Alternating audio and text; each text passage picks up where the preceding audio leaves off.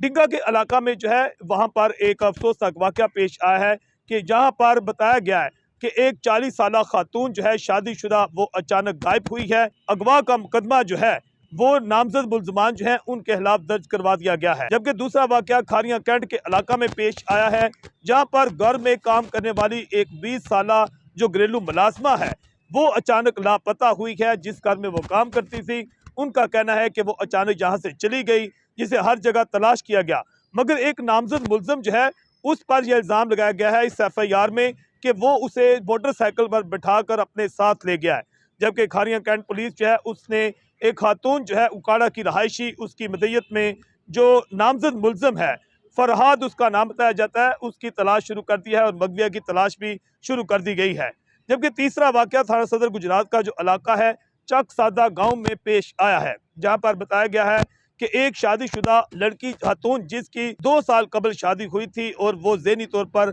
माजूर भी बताई जाती है, अचानक उसके बारे में कहा गया है उसके ससुराल वालों की जानिब से कि वो अचानक सुबह से लापता है, जिसके बायस उसे हर जगह तलाश किया गया, मगर वो ज़हनी माजूर लड़की जो है खातून जो मुकदमा जो है नामालूम मुल्जमान जो है उसके खिलाफ पुलिस ने दर्ज करके मगविया जो खवातीन हैं उनकी तलाश शुरू कर दी है। जज्बा न्यूज़ से